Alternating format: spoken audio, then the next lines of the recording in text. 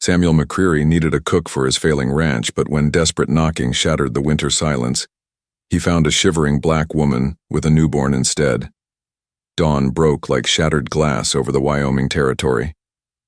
Samuel stood on his porch, rifle steady in weathered hands.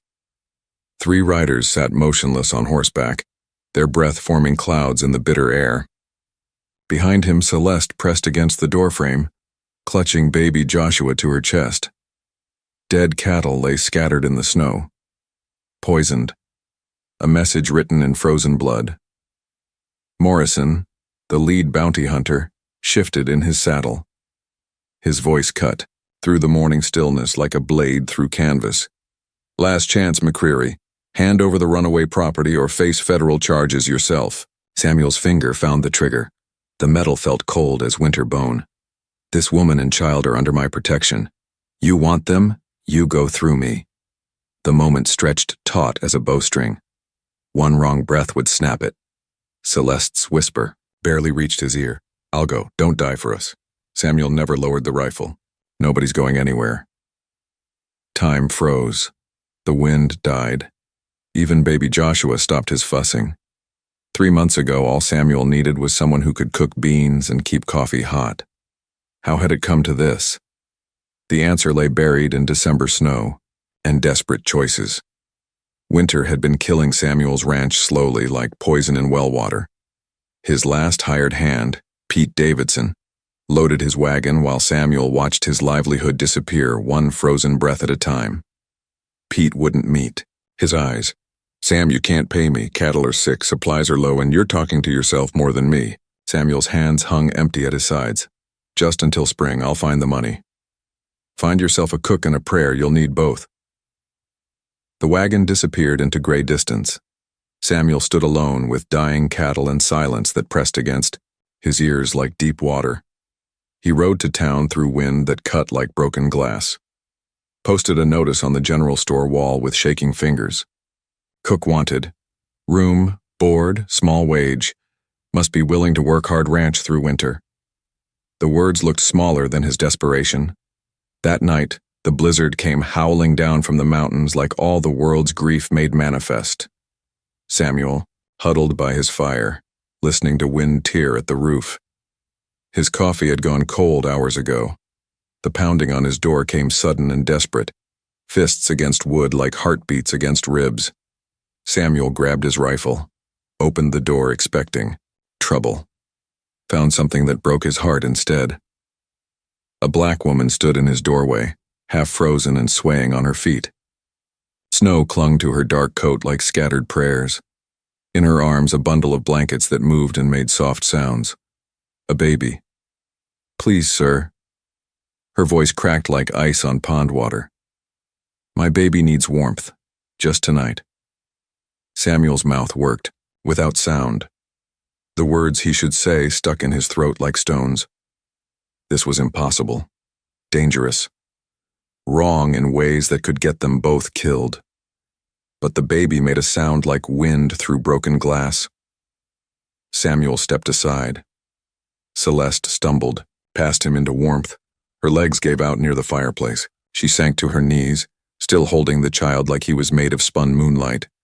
Samuel closed the door against the storm, against common sense, against everything he'd been taught about survival. The baby's cries filled the cabin. Celeste unwrapped him with hands that shook from more than cold. The child was small, dark-skinned, perfect. His tiny fists reached for nothing and everything. "Joshua," she whispered. "His name is Joshua." Samuel brought blankets, coffee, bread that had gone stale but was still food. Celeste ate like someone who'd forgotten the taste of plenty. She told him she was traveling to California, meeting her husband. The lies sat between them like fence posts, marking boundaries neither acknowledged. Samuel didn't ask about the wedding ring she wasn't wearing. Didn't mention how she flinched when wind rattled the windows. Didn't question why a woman traveling to meet family carried herself like someone running from death itself. Morning brought 3 feet of snow, and the truth neither wanted to speak. Celeste couldn't leave. Not in this weather. Not with a baby. Samuel stood at his window watching white emptiness stretch to the horizon. His breath fogged the glass. "Storm's not moving," he said to the silence. Celeste sat by the fire nursing Joshua. "I don't want to be trouble. Trouble's already here. Has been for months." He turned from the window, studied her face in firelight. She was younger than he'd first thought. Maybe 25. Pretty, in a way that made men do stupid things. "I posted notices in town, looking for a cook." The words came out clumsy as a colt finding its legs. "You could earn your keep, until the weather breaks." Celeste's eyes found his. Something passed between them, an understanding born of mutual desperation. "I can cook, clean, tend animals, whatever you need. Can't pay much, and folks in town." He paused. "They won't understand this arrangement." Celeste's smile held winter in it. "Some arrangements are nobody's business but our own." The first week passed like a held breath. Celeste moved through his cabin like she belonged there, transforming bachelor squalor into something approaching home. She cooked meals that actually tasted like food, mended clothes he'd given up for lost, made coffee that didn't taste like punishment. Baby Joshua grew stronger. His cries became less desperate, more demanding. Samuel found himself listening for those sounds, learning their meaning. Hunger cry, tired cry. The soft sounds of contentment that meant all was well in a small world, but Celeste carried secrets like stones in her pockets. She jumped at sudden noises, checked the windows when she thought Samuel wasn't watching, asked careful questions about how often he went to town, who might come calling. Samuel found expensive jewelry hidden in her traveling bag. Pearls and gold too fine for a woman meeting her husband in California. When he mentioned posting notices describing her in town, panic flashed across her face like lightning. She was running from something, someone. Samuel recognized the signs because he was running too. The fever came in Joshua's third week at the ranch. The baby's small body burned like a coal. His cries turned weak and desperate. Celeste didn't sleep for 2 days. Neither did Samuel. They took turns holding the child, feeding him water drop by drop, keeping him cool with damp cloths. Samuel had delivered calves, doctored horses, set bones for injured ranch hands. But this tiny life felt more fragile than spun glass in his rough hands. On the second night, Joshua's breathing grew shallow. Celeste held him close, tears streaming down her face. "Don't take him," she whispered to whatever gods might listen. "Please. He's all I have left." Samuel knelt beside her, put his hand on Joshua's tiny chest, feeling the flutter of heartbeat like a bird's wing. "He's stronger than he looks," Samuel said, "like his mama." Dawn brought the fevers breaking. Joshua opened eyes clear as winter sky, reached tiny fingers toward Samuel's weathered face. Celeste collapsed against the wall, exhausted beyond words. "Why did you help us? Really?" Samuel watched Joshua grab at dust motes dancing in morning light. The answer sat in his chest like a warm stone. "Because some things are right, even when they're not smart." But even as he spoke the words, Samuel knew their borrowed time was running out. Celeste's secrets wouldn't stay buried forever, and secrets, like winter, had a way of turning deadly when you least expected it. A month passed like winter ice, slowly giving way to spring. The ranch found its rhythm under Celeste's quiet hands. But secrets have weight, and Samuel began to notice how she carried hers. He found her teaching herself to read using his old newspapers. Her finger traced legal notices about fugitive slaves with the concentration of someone memorizing scripture. The lamplight caught tears she thought no one would see. Samuel cleared his throat. She looked up like a deer sensing wolves. "Celeste, what are you really running from?" The newspaper crumpled in her hands. Joshua slept peacefully in his makeshift cradle, unaware his world balanced on the edge of truth. Celeste's composure broke like dam stones under floodwater. The story spilled out in fragments. Her master had died. His brother claimed she was inherited property despite her freedom papers. When those papers burned in a house fire, she became legally a runaway slave. Joshua's father died protecting us during our escape. Her voice held winter and grief in equal measure. I have nothing left but my son and these clothes. Samuel sat down across from her. His hands rested flat on the scarred wooden table. Papers don't make you free, Celeste. You already are. Something shifted in her face. Like sunlight breaking through storm clouds, Samuel began teaching her to shoot the next morning. Her hands shook on the rifle at first. You need to protect yourself. He adjusted her grip. Can't count on me being here every moment. She learned, fast. By week's end, she could hit tin cans at 50 yards. Samuel showed her how to ride his gentlest mare, how to saddle quick and mount faster. Celeste absorbed each lesson like drought-dry earth drinking rain. Her folk remedies saved his, remaining cattle when they took sick. She brewed teas from plants she found buried under snow, treated infections with poultices that worked better than anything from town. The ranch began to change under their partnership.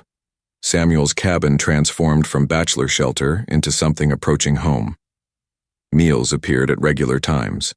Clothes got mended. The endless small repairs that kept a place running got done without Samuel having to think about them. Baby Joshua grew stronger each day. He smiled now when Samuel spoke to him, reached for Samuel's weathered fingers with perfect trust. Samuel carved wooden toys during long evenings.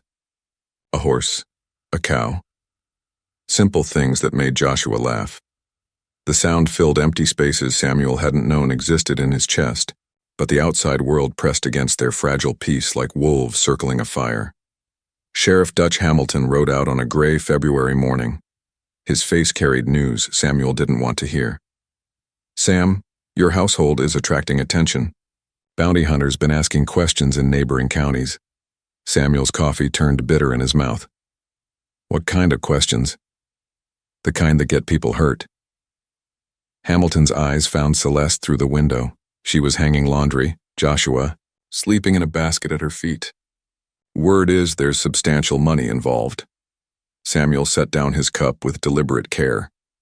This woman and child are under my protection. Your protection won't stop federal law.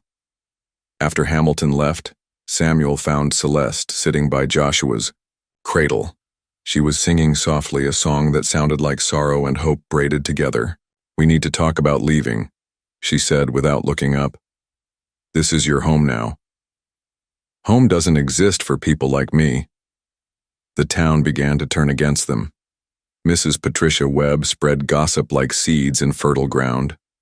The supply store owner refused to sell to Samuel, citing community standards. Neighbors who once waved now looked away. Samuel faced each slight with quiet dignity. But isolation pressed around him like winter walls closing in.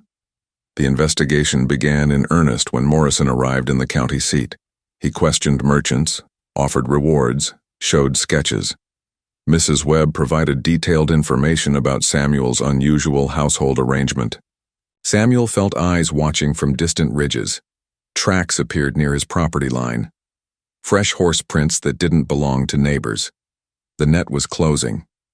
During a fierce argument about whether Celeste should flee, Samuel's own secret finally broke free. The words came out like blood from a deep wound. You think you're the only one running from something? Celeste went still. Joshua fussed in her arms. I'm not Samuel McCreary. That man died at Antietam. His voice carried 10 years of buried shame. I'm Samuel Mackenzie, Union Army deserter. Refused orders to attack civilians and ran like a coward. The cabin fell silent except for wind testing the windows. I know what it means to be hunted, he continued. To sleep light and wake ready to run. To carry a name that isn't yours and pray nobody looks too close. Celeste shifted Joshua to one arm, reached across the space between them. Her fingers found Samuel's weathered hand. We're both ghosts trying to become real again. Samuel turned, his palm up. Let her fingers intertwine with his. Maybe that's why we found each other. The revelation changed everything and nothing. They were still trapped, still hunted, but no longer alone in the weight of secrets.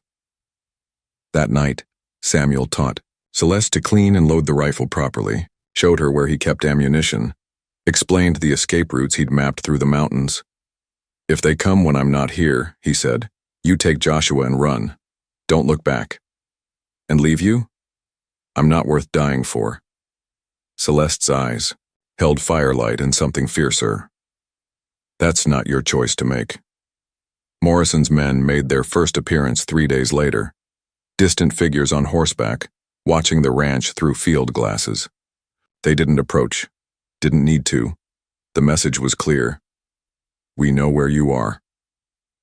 Samuel checked his rifle for the 100th time, counted ammunition, calculated how long they could hold out if it came to shooting.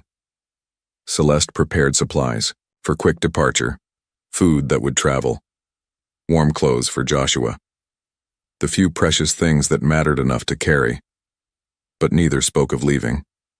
They'd found something worth defending here, something that felt like family even if the world wouldn't call it that. The ranch had become more than shelter. It was the place where two broken people had learned to be whole again, where a baby's laughter filled rooms that had known only silence. Samuel stood at his window watching storm clouds gather over distant peaks. The weather would break soon. Spring would come whether they lived to see it or not. Behind him, Celeste hummed while she mended his shirts. Joshua played with wooden toys on a blanket by the fire. The scene looked peaceful as prayer, but Samuel could feel time running out like sand through broken glass.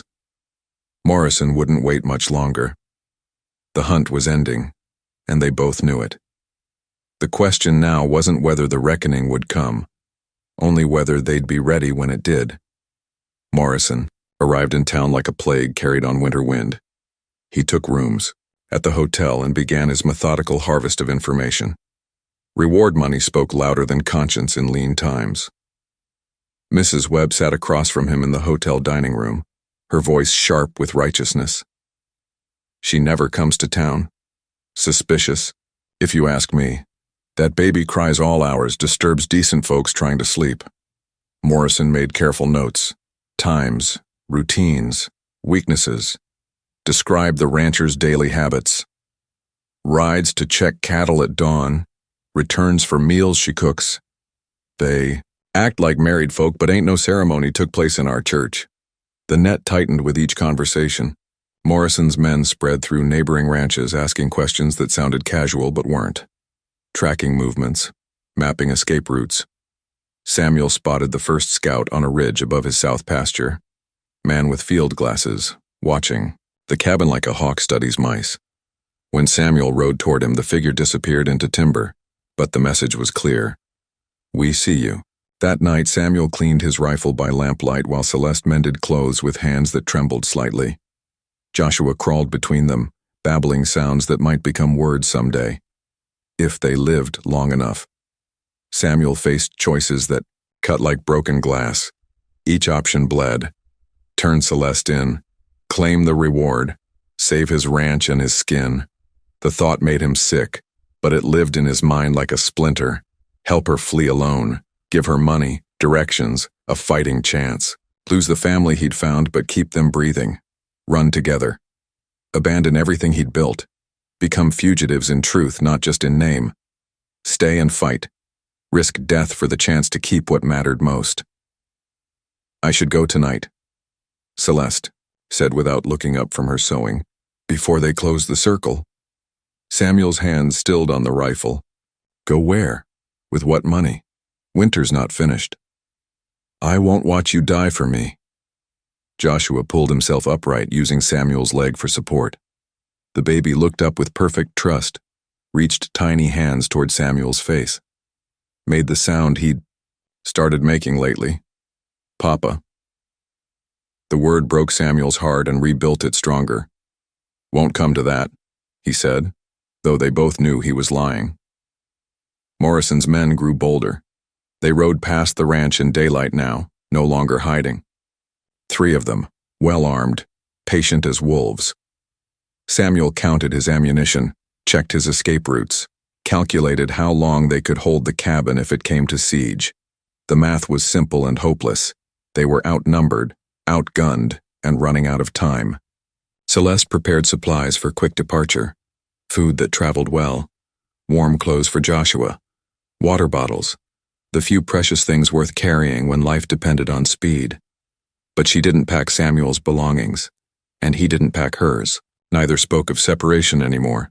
They'd found something worth dying for, something that felt like home even if the world called it impossible. Morrison's final warning came with dawn. Samuel discovered his remaining cattle lying still in the snow, poisoned during the night. A dozen head, dead eyes staring at gray sky. A note pinned to the barn door.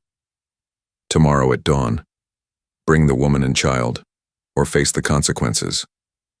Samuel crumpled the paper in his fist, threw it into the fire and watched it burn. Celeste stood in the doorway, holding Joshua. Her face was stone, but her eyes held all the grief in the world. "My fault," she whispered. "All of it." Samuel turned from the fire, crossed the room in 3 strides, took her face in his hands, gentle as holding bird bones. "Our choice," he said. "From the beginning. No regrets." That night, they prepared for war. Samuel positioned ammunition where he could reach it quickly. Celeste loaded the spare rifle with steady hands. They moved furniture to create cover, planned fields of fire, but they also did other things, quieter things. Samuel carved another toy for Joshua, a simple wooden horse that would fit in small hands. Celeste cooked Samuel's favorite meal. They sat together by the fire, not speaking, just being. The baby slept between them, peaceful as prayer. Near midnight, Celeste broke the silence. "I need to tell you something." Samuel waited. "My real name is Celeste Marie Washington. I was born free in Philadelphia, educated by Quakers." Her voice carried memory like stones. "I went south to teach freed slaves. Met Joshua's father there, Marcus." She paused, adjusted the baby's blanket. "Marcus was shot trying to protect a school, died in my arms. I had to run with nothing but our son and the clothes we wore." Samuel absorbed this, another layer of truth added to the foundation they'd built. "You were brave to go south. I was young and stupid, thought education could stop bullets. Maybe it can, just takes time." They sat in comfortable silence. Fire crackled. Wind tested the windows. Joshua made soft sleeping sounds. Celeste spoke again, quieter now. "I wrote you a letter. If something happens tomorrow." "Nothing's going to happen." "If it does." The letter's under Joshua's mattress. Everything I wanted to say but couldn't. Samuel nodded, didn't trust his voice. "I wrote one too," he finally managed. "In my desk drawer. For you." They were saying goodbye without saying it, making peace with whatever dawn would bring. Near morning, Celeste found Samuel standing at the window, rifle in his hands. He looked older in the gray light, worn by years of running and hiding. She moved to stand beside him. Their shoulders touched. "Could still run," she said. "Take Joshua and disappear." "Where would we go?" "North. Canada, maybe. Places where papers matter less than character." Samuel considered this, saw it clearly. The 3 of them in a wagon, racing toward an uncertain border. Celeste holding Joshua while Samuel drove the horses harder than wise. Freedom measured in miles and heartbeats. We'd be looking over our shoulders forever. Better than not looking at all. True. But Samuel was tired of running, tired of borrowed names and false histories, tired of being afraid.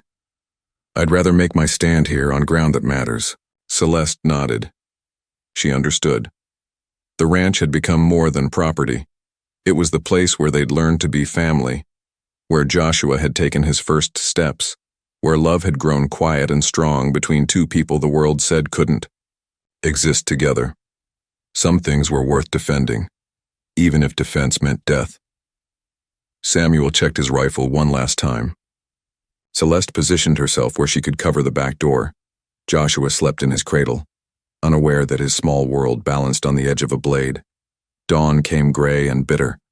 Hoofbeats drummed against frozen ground. 3 riders appeared. Through morning mist, Morrison in the lead, flanked by his men. They stopped 50 yards from the cabin, close enough to talk, far enough to avoid immediate gunfire. Samuel stepped onto his porch, rifle ready but not raised. Celeste stood behind him in the doorway, her own weapon within reach. The standoff had begun. Morrison's voice carried across the cold air like a funeral bell. "Last chance, McCreary. Hand over the runaway property or face federal charges yourself." Samuel felt the weight of choice settling on his shoulders like lead. Everything they'd built together balanced on his next words.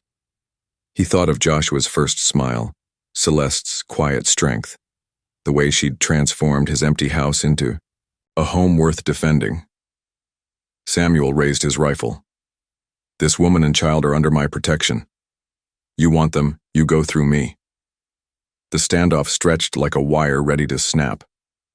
Samuel's finger rested on the trigger. Morrison's hand hovered, near his holster. Behind Samuel, Celeste held Joshua close, both their lives balanced on the edge of a moment. Morrison's eyes were winter ice. "Miss Washington, your former master's estate has legal claim to you and the child. Come quietly, and Mr. McCreary won't face federal charges." Samuel's rifle never wavered. Legal and right aren't the same thing. The law doesn't care about your feelings, deserter. The word hit like a physical blow. Morrison knew everything. Samuel's throat went dry as desert sand.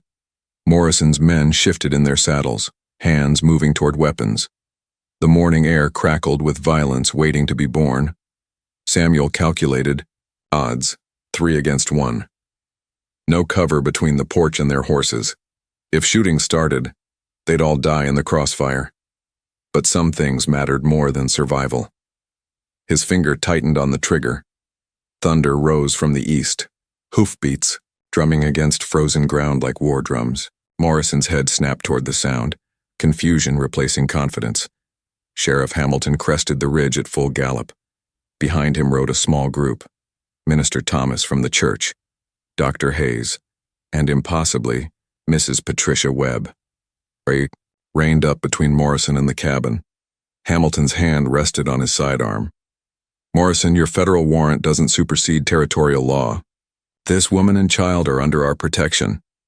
Morrison's horse danced sideways, his careful plan unraveling like rope in fire. "You're interfering with federal business, Sheriff."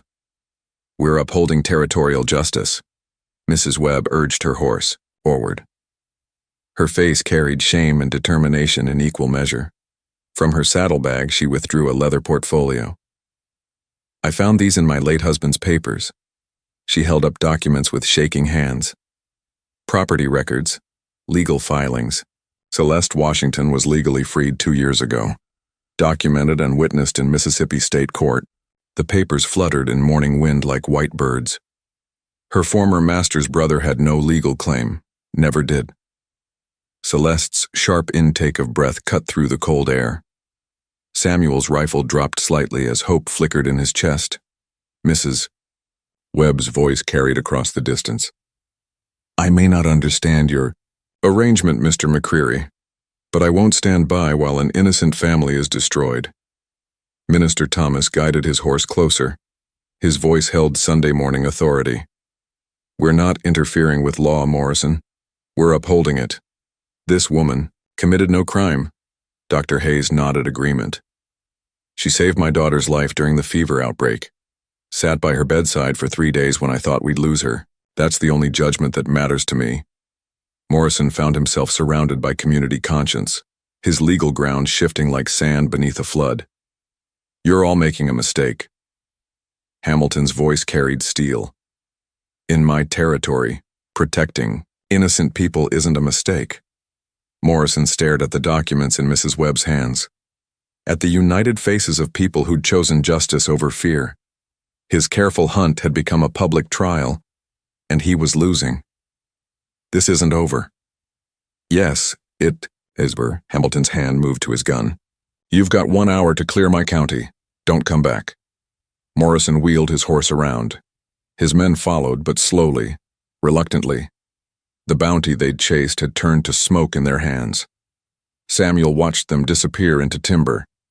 His legs felt weak as water. The rifle slipped from numb fingers. Celeste emerged from the cabin, Joshua in her arms. Tears streamed down her face like spring snowmelt. Mrs. Webb dismounted, approached with careful steps. "I owe you an apology, Miss Washington. And you, Mr. McCreary. Fear made me cruel. I'm sorry."